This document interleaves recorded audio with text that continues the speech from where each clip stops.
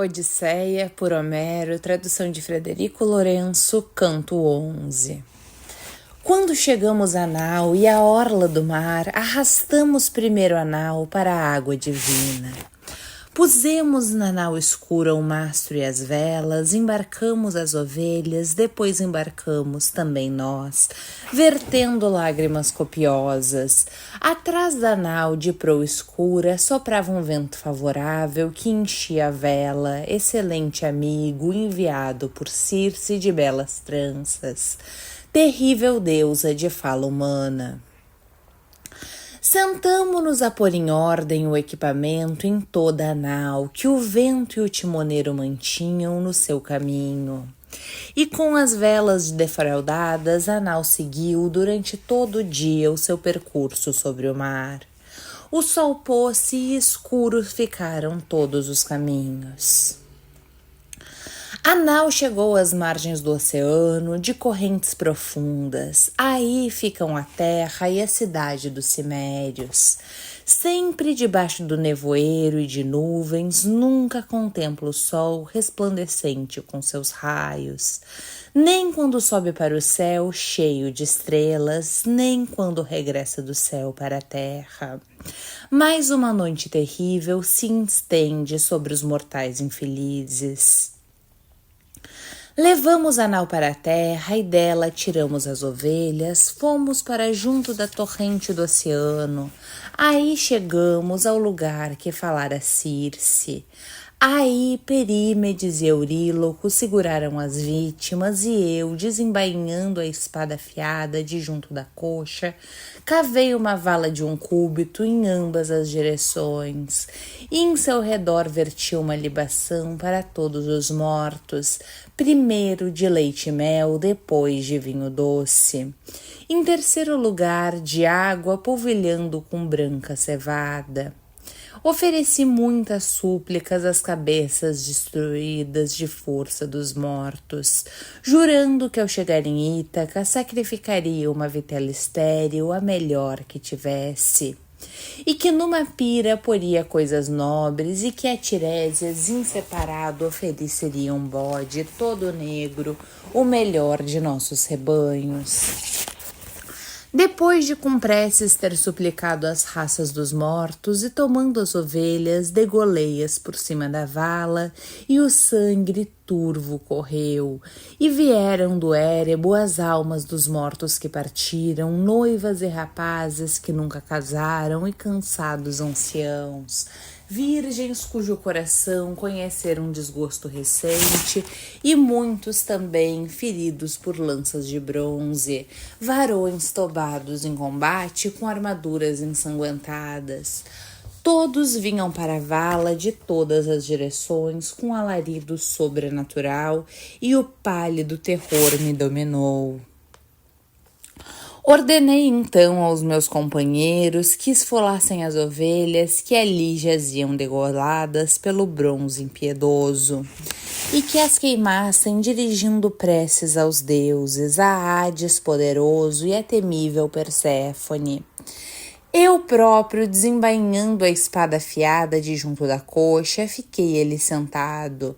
Não permiti que as cabeças, destituídas de força dos mortos, se chegassem ao sangue antes de interrogar Tirésias. Primeiro veio a alma do meu companheiro Eupenor, pois não fora ainda sepultado sob a terra de amplos caminhos. O corpo tínhamos deixado no palácio de Circe, sem o termos chorado ou sepultado. Outras tarefas premiam. Chorei quando o vi, compadeci-me no coração, falando, dirigi-lhe palavras aladas. Eupenor, como vieste a ter essa escuridão nebulosa? A pé chegaste mais depressa do que eu na nau escura. Assim falei, e ele, com um gemido, respondeu às minhas palavras. Filho de Laertes, criado por Zeus, Ulisses de 1000 ardis. Perdeu-me a desgraça vinda dos deuses e o vinho desmedido. Tendo-me deitado no palácio de Circe, esqueci-me em meu espírito de descer pelo longo escadote, caindo de cabeça do telhado. Das vértebras se partiu meu pescoço e para o Hades desceu a alma. Agora suplico-te por aqueles que deixamos para trás, que já não estão conosco, pela tua esposa e pelo teu pai que te criou, e por Telêmaco que deixaste só no teu palácio. Pois sei que ao saíres daqui da mansão do Hades, aportarás na ilha de Eia, na tua nau bem construída. Aí, Senhor, te peço que lembres de mim, não me deixes ser chorado, sem ser chorado e sepultado, quando regressares para casa, para que não me torne contra ti uma maldição dos deuses. Queima-me com a armadura que me resta e eleva-me um túmulo junto ao mar cinzento, para que saibam os vindouros desse homem infeliz. Faz isso por mim e fixa sobre o túmulo o remo com que em vida remei junto dos meus companheiros. Assim falou e a ele dei então as seguintes respostas. Estas coisas, ó infeliz, farei e cumprirei. E ficamos ali sentados a trocar tristes palavras, eu com a espada por cima do sangue, enquanto do outro lado o fantasma do meu companheiro disse muitas coisas. A alma da minha mãe falecida aproximou-se então de mim, Anticleia, filha do magnânimo Autólico, que eu deixara viva quando parti para a ilha sagrada. Rompi a chorar assim que a vi e comoveu-se o meu coração, mas nem a ela permiti que do sangue se aproximasse, embora fosse extensa a minha dor. Antes de interrogar Tiresias, veio então a alma do tebano Tiresias segurando um cetro de ouro. Reconheceu-me e disse, filho de Laertes, criado por Zeus, Ulisses de mil ardis. Por que aqui vens, ó desgraçado, tendo deixado a luz do sol para ver os mortos e o lugar isento de prazer? Mas afasta-te da vala e desvia tua espada afiada para que eu beba o sangue e te diga a verdade. Assim falou e eu retirei a espada incrustada de prata e meti-a na bainha, depois que bebeu do negro sangue. Tais palavras me dirigiu o adivinho irrepreensível. Procura saber do doce regresso, ó glorioso Ulisses, mas o Deus falou-á difícil, pois não julgo que fugirás ao Deus que abala a terra, que acumulou cólera no coração, porque lhe cegaste o querido filho. Ainda assim podereis regressar, embora muitos males tenha sofrido. Se refreares o teu espírito e o dos companheiros, quando pela primeira vez fundeares a nau bem construída na ilha de Trinácia, fugindo ao mar cor de violeta e encontrares a pastar os bois e as robustas ovelhas do sol, que tudo veio, tudo houve, se deixares o gado incólume e pensares no regresso. Podereis chegar a Ítaca, embora muitos males sofrendo. Mas se lhe fizerdes mal, então preveja a desgraça, tanto para a nau como para os companheiros, e se tu próprio escapares, regressarás tarde, tendo perdido todos os companheiros. Na nau de outrem e sofrimentos encontrarás em casa, homens arrogantes que os bens te devoram, fazendo a corte à tua esposa divina e oferecendo presentes. Mas, na verdade, vingar-te-á da sua violência ao chegares, porém, quando no teu palácio tiveres matado os pretendentes, que por dolo ou as claras, com o bronze afiado, deverás partir com um remo de bom manejo, até que chegue junto daqueles que o mar não conhecem. Homens que na comida não misturam o sal, nem conhecem as naus de bordas vermelhas, nem os remos de bom manejo, que as naus dão asa. E dar-te-ei um sinal claro que não te escapará, quando outro viajante te encontrar e te disser que ao belo ombro levas uma pá de joeirar, então deverás fixar no chão o remo de bom manejo, oferecendo belos sacrifícios ao soberano Poseidon. Um carneiro, um touro, um javali que acasalou com porcas, depois regressa a casa e oferece sagradas hecatombes aos deuses imortais que o vasto céu detém. A todos por ordem e do mar sobrevirá para ti a morte brandamente que te cortará a vida, já vencido pela opulenta velhice, e em teu redor os homens viverão felizes. Esta é a verdade que te digo. Assim falou a ele, dei então as seguintes respostas. Tiresias, o fio dessas coisas fiaram-no os deuses.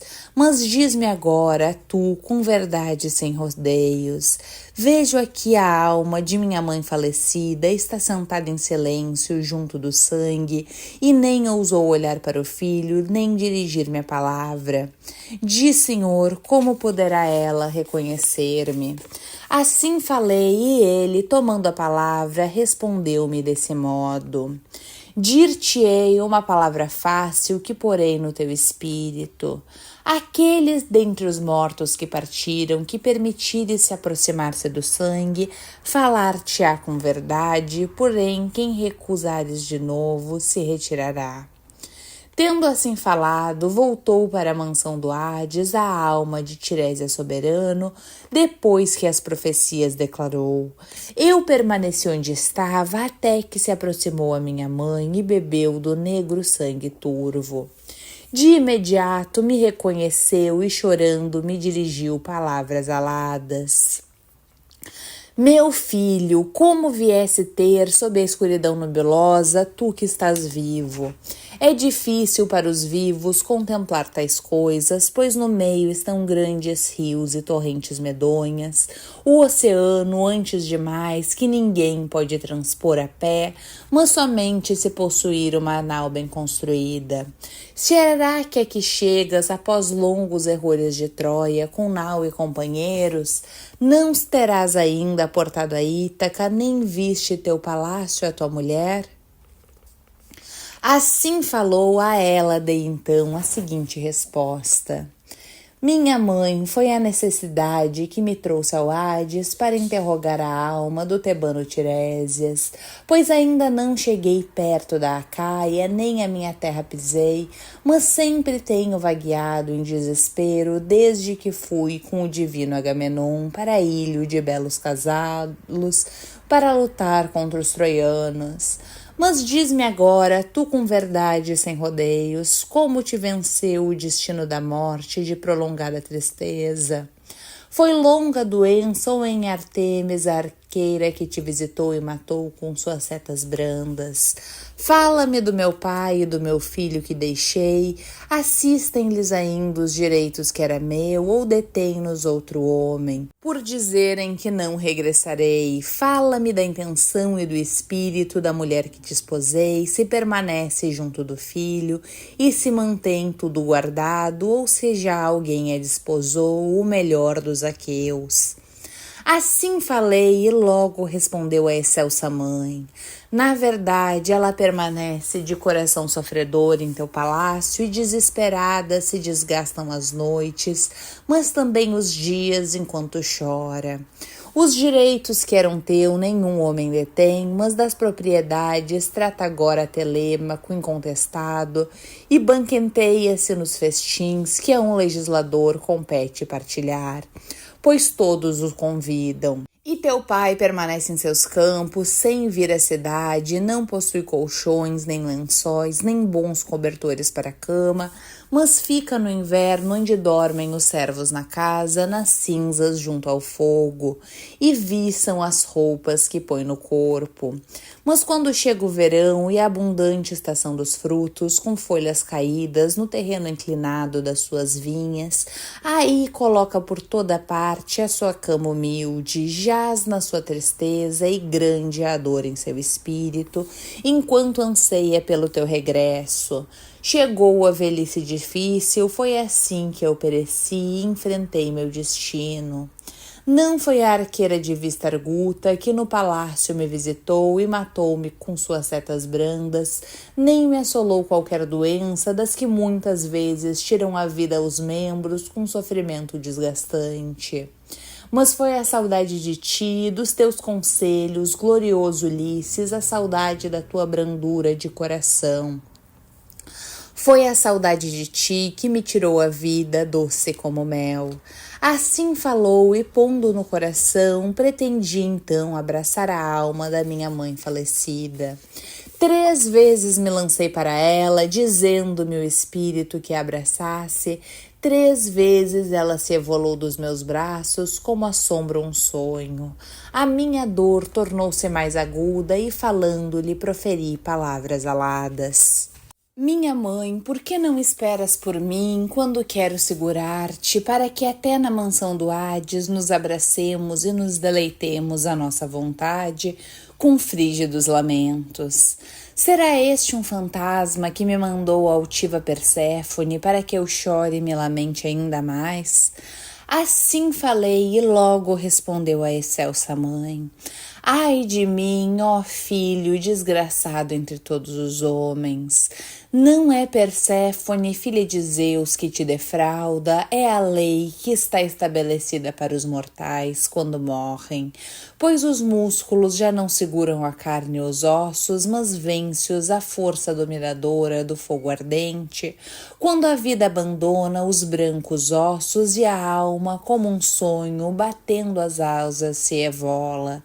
Mas tu volta rapidamente para a luz e mantém presentes essas coisas para que depois as possa contar a Penélope. Enquanto trocávamos essas palavras, chegaram as mulheres, pois mandara-as a altiva Perséfone. Todas que tinham sido esposas e filhas de nobres juntaram-se em bando em torno do negro sangue, enquanto eu deliberava como interrogar cada uma delas. No meu espírito surgiu então a melhor deliberação. Desembainhando a longa espada de junto da forte coxa, não deixei que bebessem ao mesmo tempo o negro sangue. Aproximaram-se uma após a outra e cada uma declarou o seu nascimento e eu a interroguei todas. Vi primeiro Tiro, de nobre ascendência, que declarou ter sido filha do irrepreensível Salmoneu, esposa de Creteu, filho de Éolo. Enamorara-se ela de um rio, o divino Enipeu, que é o mais belo de todos os rios da terra, e seus passos levavam-na para junto das belas águas do Enipeu, assemelhando-se ao rio, Poseidon, o deus que sacode a terra, deitou-se com ela na foz do rio cheio de redemoinhos, uma onda purpúrea levou-se junto deles como uma montanha, arqueando se ocultou o deus e a mulher mortal, a quem o Deus desatou a cinta virginal, sobre ela derramando sono. Depois que o Deus levou a seu termo os atos do amor, pegou-lhe na mão e foi isso que lhe disse. Rejubila, ó mulher, neste amor, pois passado um ano darás luz a filhos gloriosos. Não são estéreis os amores dos deuses. Tu cria e cuida desses filhos, agora volta para casa, nada reveles nem me nomeies. Mas fica sabendo que sou Poseidon, que sacode a terra. Assim dizendo, mergulhou no mar marulhante e ela concebeu a luz, Pélias e Neleu, ambos se tornariam fortes escudeiros do grande Zeus. Pélia, na ampla região de Íolco, foi senhor de muitos rebanhos. Neleu teve sua morada em Pilos arenosa, mas para Creteu gerou outros filhos essa rainha entre as mulheres. Éson, Féres e Amitaon, condutor de carros e cavalos. Depois dela, vi Antíope, filha de Ásopo, que se ufanava de ter dormido nos braços de Zeus, a quem deu 2 filhos, Ânfion e Zeto, que primeiro fundaram a cidade de 7 portas Tebas.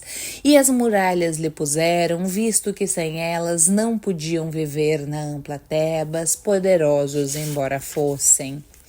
Depois dela vi Alcmena, esposa de Anfitrião, que concebeu Heracles, imbatível, coração de leão, depois de ter se unido aos abraços do grande Zeus. E vi Mégara, a filha de Creonte, do coração altivo, a quem desposou o filho incansável de Anfitrião. Vi a mãe de Édipo, a bela Epicasta, que cometeu o ato tremendo na ignorância da mente, casando com o próprio filho, e ele que matara o pai com quem ela casou. Mas com o tempo os deuses deram a reconhecer estas coisas, e com sofrimento reinou na bela Tebas sobre os cadimeus, devido aos desígnios fatais dos deuses. Ela é que desceu para o Hades de fortes portões, tendo atado um nó no cimo do teto, estrangulada pela própria desgraça, mas para ele deixou o sofrimento sem fim que infligem as eríneas maternas. Vi também a bela Clóris, que outrora Neleu desposou por causa de sua beleza, trazendo incontáveis presentes. Era a filha mais nova de Ânfion, filho de Iaso, que reinou pela força em Orcômeno, terra dos Mínias. Foi ela, rainha de Pílios, e ao esposo deu filhos gloriosos, Nestor, Crômio e excelente Periclímeno. E além desses deu à luz a bela Pero, maravilha dos homens, com quem todos os que viviam em volta queriam casar. Mas Neleu não a dava, a não ser aquele que conduzir de fila-se o gado de chifres recurvos de amplas fontes. Do poderoso Íficles, gado difícil de se conduzir, só Melampo, adivinho irrepreensível, se comprometeu a levá-lo, mas atou a um áspero destino dos deuses, duras correntes e boieiros do campo. Mas quando os meses e os dias se cumpriram e do novo veio o ano, volvidas as estações, foi nessa altura que Íficles, poderoso, soltou, proferiu todos os oráculos e o desígnio de Zeus se cumpriu.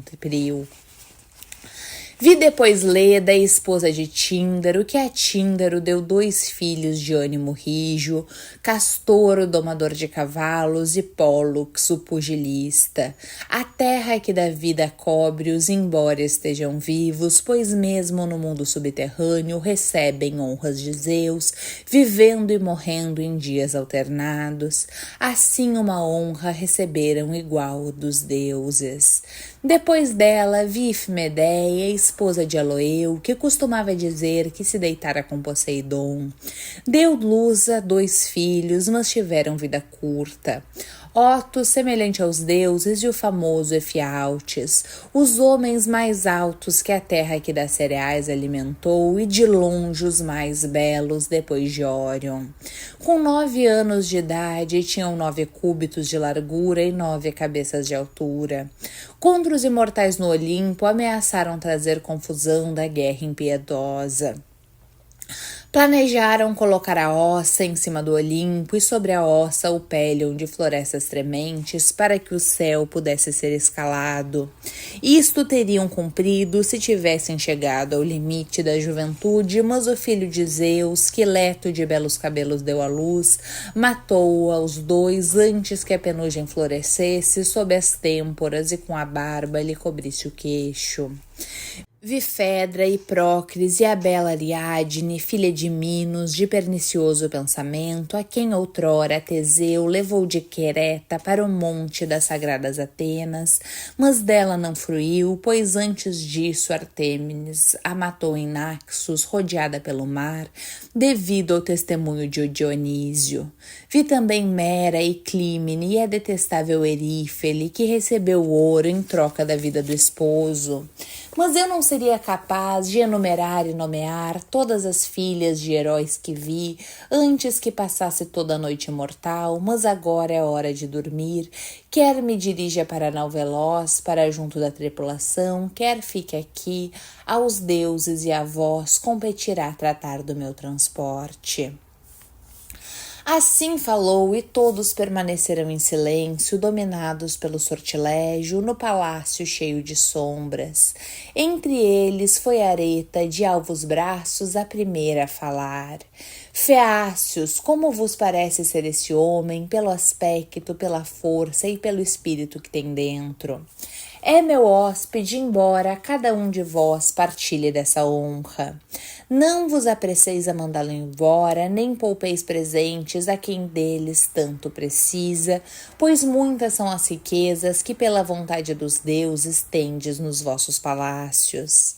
Falou-lhes então o velho herói Equeneu, que era dos mais antigos entre os anciãos dos feácios. Amigos, acertadas e não longe do nosso entendimento são as palavras da sagaz rainha. A ela demos ouvidos, mas tanto o ato como a palavra dependem de Alcino.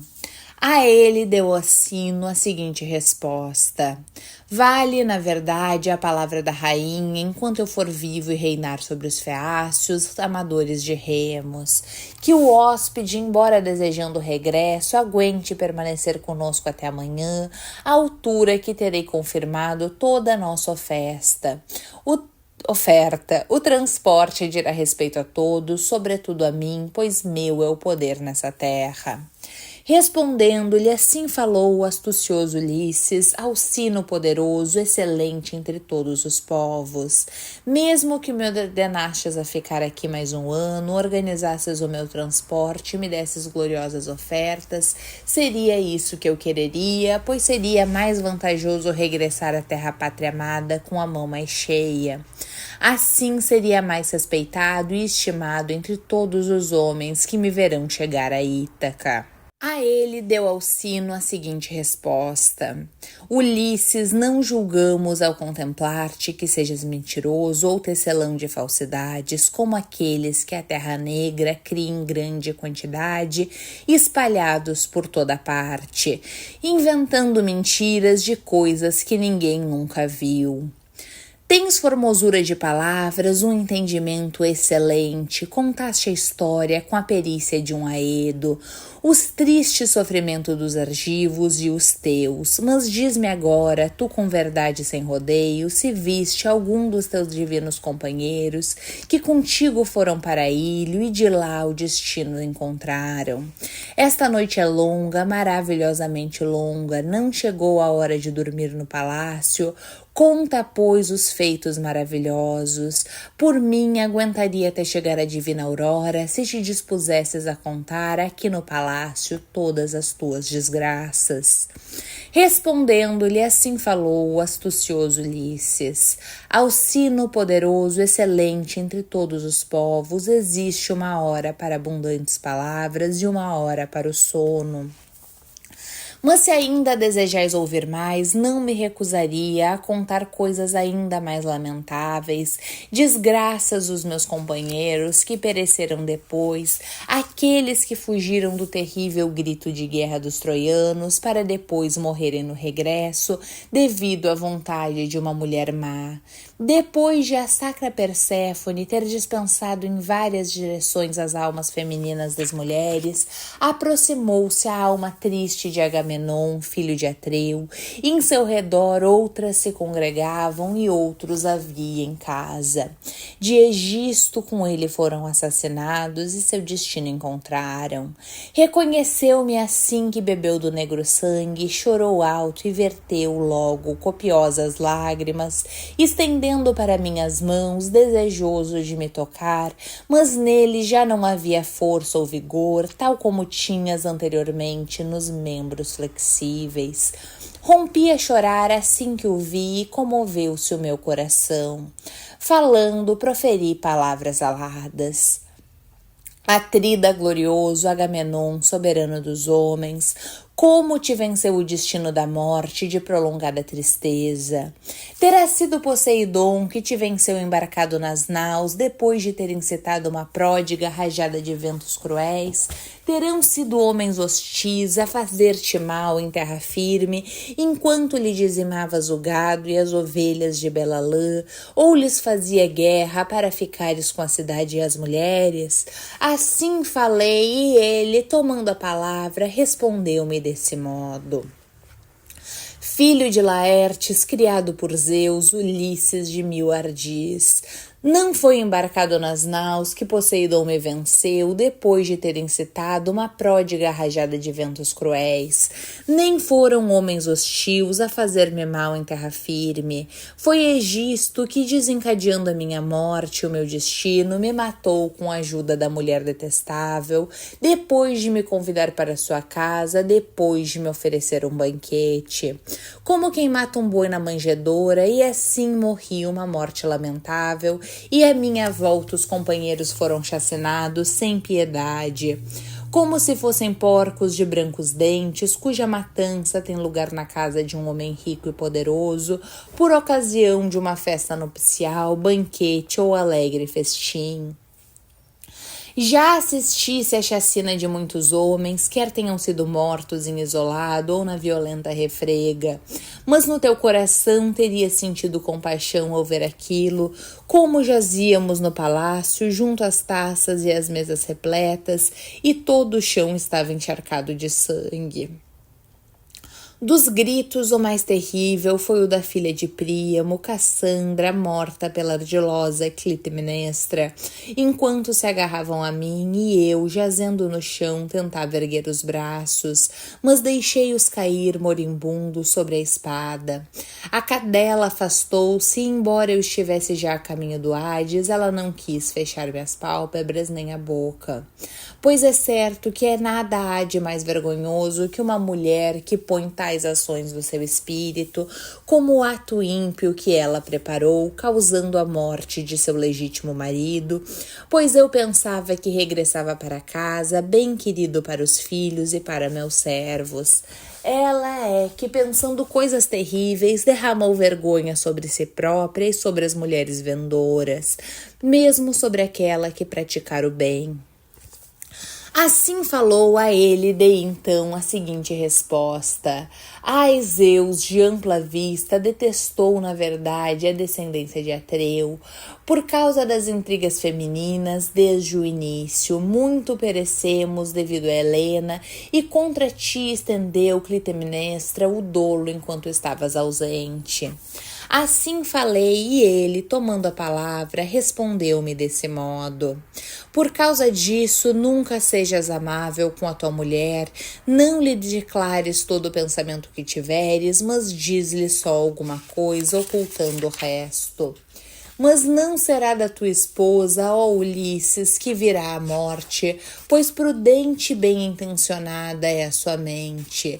É a filha de Icário, a sensata Penélope. Na verdade, a deixamos como jovem esposa quando partimos para a guerra, com um menino ao peito, muito pequeno ainda, que agora se senta no meio dos homens, próspero. Vê-lo-á o pai amado ao chegar em casa, e ele abraçará o pai como deve ser, mas a mulher não me deixou saciar os olhos com a vista do meu filho, antes disso me matou.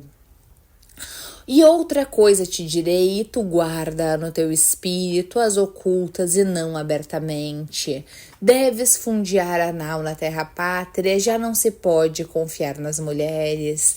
Mas diz-me agora tu com verdade, sem rodeios. Ouviste dizer que está vivo meu filho? Será que vive em Orcômeno ou em Pilos Arenosa? Talvez com Menelau na ampla Esparta, pois não morreu na terra o divino Orestes. Assim falou, e a ele dei então a seguinte resposta: Atrida, porque me perguntas, pois não sei se viveu ou se morreu, e fica mal dizer palavras de vento. Enquanto ali estávamos a trocar tristes palavras, lamentando-nos e vertendo lágrimas copiosas, aproximou-se a alma de Aquiles, filho de Peleu, e as de Patroclo e do irrepreensível Antíloco, e também a de Ajax, que na beleza e no corpo superava os outros Dânaos, com a exceção do irrepreensível filho de Peleu. Reconheceu-me a alma de Aquiles de pés velozes, neto de Éaco, e chorando, dirigiu-me palavras aladas. Filho de Laertes, criado por Zeus, Ulisses de mil ardis. Homem duro, que coisa ainda maior irás congeminar? Como ousaste descer até o Hades, onde moram os mortos, sem entendimento, fantasmas de mortais estafados? Assim falou, e a ele dei resposta: Aquiles, filho de Peleu, de longe o mais forte dos aqueus. Vim para consultar Tiresias para o caso de me dar algum conselho sobre como poderei regressar a Ítaca rochosa, pois ainda não cheguei perto da Acaia, nem da minha terra pisei.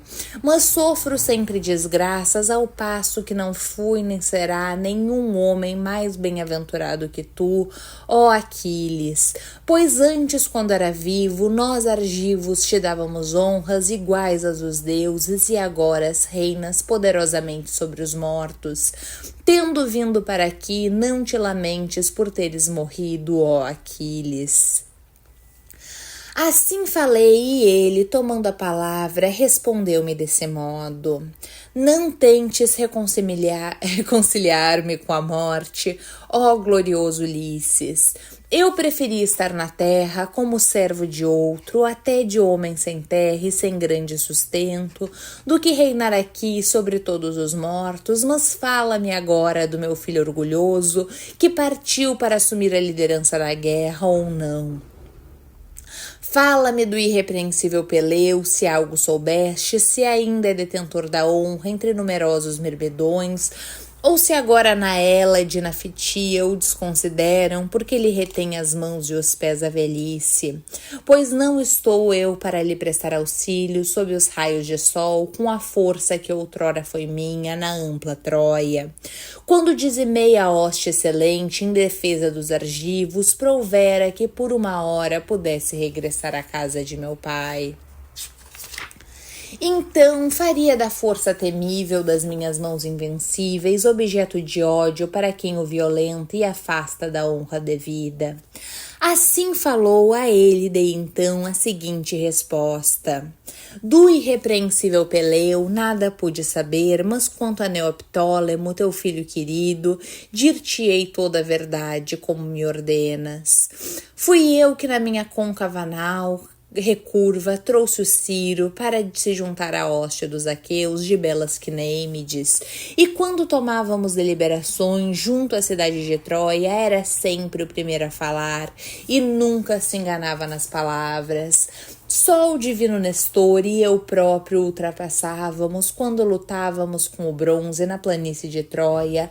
Nunca ficava para trás na confusão de homens, mas precipitava-se para a frente, cedendo a ninguém em força. Muitos homens chacinou em combate tremendo, não seria capaz de contar nem nomear todos os que da hoste matou em defesa dos argivos. Mas que guerreiro foi o filho de Télepho, que ele matou com o bronze, o herói Eurípilo. E junto dele foram mortos muitos camaradas, dentre os seteus, foi por causa dos presentes de uma mulher, foi ele o homem mais belo que vi, a seguir a Memnon divino. Quando descemos para o cavalo de madeira que Epeu fabricara, nós, os melhores dos argivos, e tudo a mim fora confiado, tanto abrir como fechar da porta da nossa bem construída emboscada. Então os comandantes e conselheiros dos Dânaos limpavam as lágrimas dos olhos, sentindo os membros a tremer. Mas nunca vi com meus olhos o teu filho empalidecer no seu lindo rosto, nem limpar das faces as lágrimas. Em vez disso, suplicou-me muitas vezes para descer do cavalo, manejando sempre o punho da espada e a lança pesada de bronze, no intuito de fazer mal aos troianos.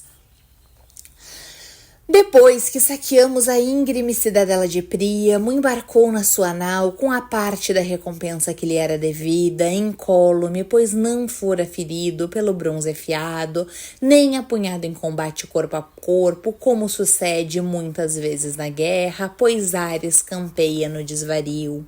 Assim falei, a alma do neto de Eco, de pés velozes, partiu com largas passadas pelo prado de Asfódelos, regozijando porque ele falara da proeminência do filho. As almas dos outros mortos que partiram estavam de pé a lamentar-se, contando desgraças uma a uma. Só a alma de Ajax, filho de Télamon, permaneceu afastada, ressabiada por causa da vitória que eu venci na contenda junto às naus pelas armas de Aquiles, que sua mãe veneranda designara como prêmio. Dirimiram a contenda de jovens troianos e Palas Atenas, quem nunca me dera ter ganho aquele prêmio. Tal era a figura que a terra cobriu por causa dessas coisas, a de Ajax. Ele é quem foram concedidas as façanhas e belezas superiores às dos outros Dânaos, à exceção do filho de Peleu. Dirigi-me então a ele com doces palavras, Ajax, filho do irrepreensível Télamon, nem mesmo na morte está disposto a esquecer a raiva contra mim por causa das armas malditas que os deuses mandaram como flagelo aos argivos. Tal foi a fortaleza de que ficaram privados. Nós, aqueus, lamentamos continuamente a tua morte, assim como lamentamos Aquiles, filho de Peleu. Não há outro responsável a não ser Zeus, que muito se enfureceu contra hostes de lanceiros dos Dânaos e por isso determinou o teu destino. Mas aproxima-te, Senhor, para que ouças as minhas palavras e o meu discurso. Domina a ira e o teu coração orgulhoso, assim falei, mas ele não me respondeu e desapareceu para o Érebo, como as outras almas dos mortos que partiram. Aí, embora ressentido, talvez me tivesse falado ou eu a ele, mas desejava o coração no meu peito contemplar outras almas dos mortos que partiram. Foi então que vi Minos, o filho glorioso de Zeus, com o cetro dourado na mão, a julgar os mortos sentado, enquanto outros interrogavam o rei sobre questões de justiça, sentados e em pé na mansão de amplos portões de Hades. Depois dele avistei o enorme Órion reunido no palácio de Asfódelo, animais que ele próprio matara nos montes solitários. Tinha na mão uma clava de bronze inquebrantável. Vi também Títio, filho da magnificente Gaia, estendido no chão e seu corpo cobria 9 geiras. E 2 abutres, um de cada lado, lhe rasgavam o fígado, mergulhando os bicos nos seus intestinos, e com as mãos ele não os afugentava, pois violara Leto, consorte de Zeus, quando se dirigia para Delfos através do belo Panopeu. Vi Tântalo sofrer grandes tormentos, em pé num lago, a água chegava-lhe ao queixo, estava cheio de sede. Mas não tinha maneira de beber, cada vez que o ancião se baixava para beber, a água desaparecia, sugada em volta dos seus pés. Aparecia a terra negra, pois um deus tudo secava. Havia árvores altas e frondosas que deixavam pender os seus frutos, peras, romãs e macieiras de frutos resplandecentes. Doces figos e azeitonas luxuriantes, mas quando o ancião estendia as mãos para os frutos, arrebatava-os o vento para as nuvens sombrias. Vi Sisífio a sofrer grandes tremendos, tentando levantar com as mãos uma pedra monstruosa, esforçando para empurrar com as mãos e os pés, conseguia levá-la até o cume do monte.